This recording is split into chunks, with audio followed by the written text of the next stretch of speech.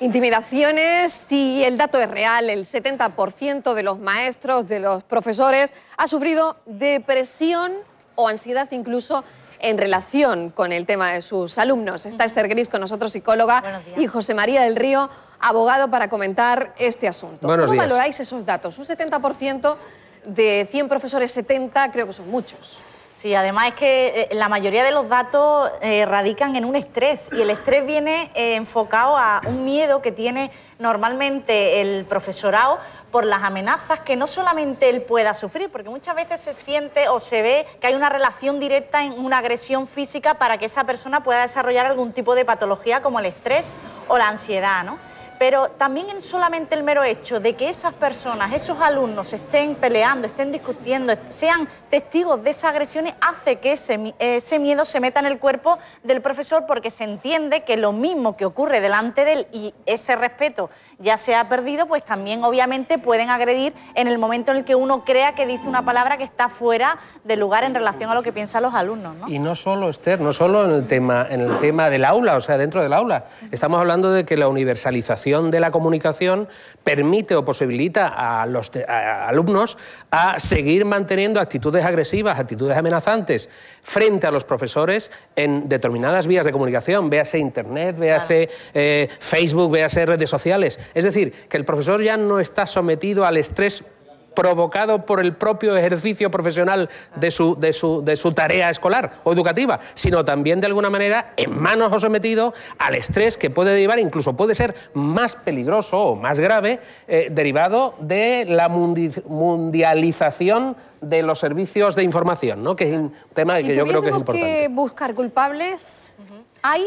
Pues mira, Mariló, culpables como tal está lo que es la educación, es decir, la persona que está acostumbrada, sea niño, sea adolescente, sea persona mayor, que esté acostumbrada a un ambiente donde la forma que tiene de resolventar los problemas es discutiendo, elevando el tono de voz, siendo autoritario en grado extremo porque no se corresponde lo que me han dicho con la reacción que yo tengo, y sobre todo con una muestra de agresividad, ya sea verbal o física, esa persona se está criando en un ambiente en el que aprende que la forma que tiene a la hora de solventar esos problemas es de esa manera, y no sabe y no ha aprendido a hacerlo de forma adecuada y correcta en cuanto a la resolución de un problema que tiene una serie de pasos, y que los padres en ese caso obviamente cumplen un peso muy importante en inculcar esos valores que luego se van a ir manteniendo en una escuela, ¿no? Me gustaría hablar con José María del Río como abogado. ¿Cuáles serían la protección legal de los profesores, de los maestros en Andalucía?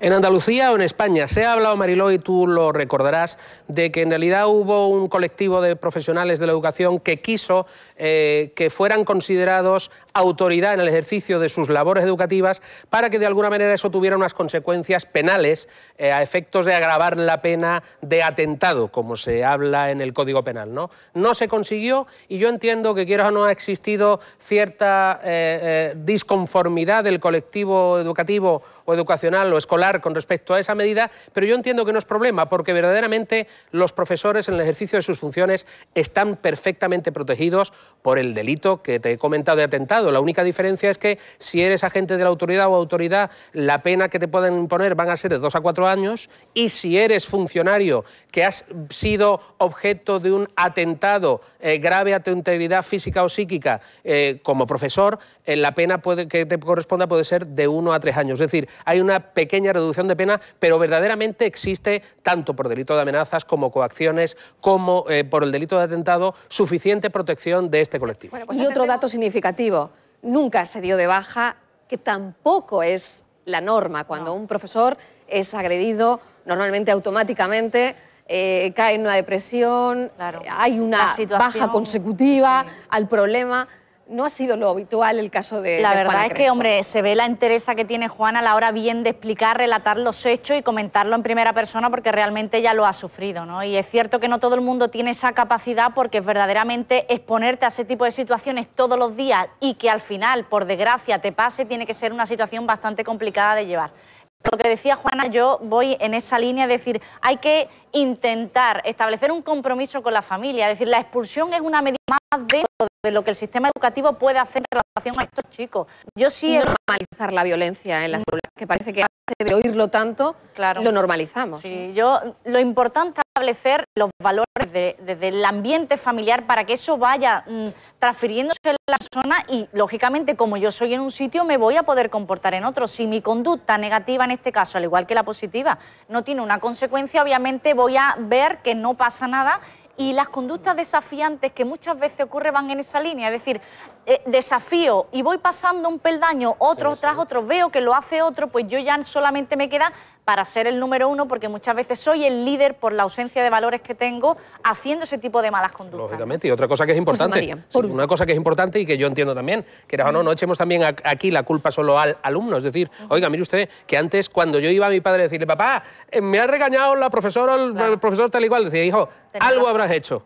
Ahora a mí me llega mi hijo o mi hija quejándose de una actuación del profesor y soy capaz de ir allí y exigirle un comportamiento contrario al que ha hecho mi hijo. ¿Por qué? Porque de alguna manera creo que hemos perdido valores. Es decir, el sentimiento de respeto, el sentimiento de autoridad que tenía antes inculcado y conculcado el profesor ha desaparecido. Y por tanto, yo, como padre de un alumno que recibo una queja del profesor, antes de objetivizar el problema, voy y derivo el problema al profesor y le exijo responsabilidad al profesor. Creo que ahí también nos equivocamos. Bueno, pues tenemos muchísimas llamadas con este tema, lo tendremos que retomar otro día, porque prácticamente nos hemos quedado sin tiempo. Y hay otra cosa interesante de la que hablar, es de la mediación que en algunos institutos se está poniendo en marcha para mediar entre los conflictos de los alumnos, ¿no? Yo creo que también es importante, pero esto lo vamos a hablar otro día. Esther Gris, muchísimas gracias.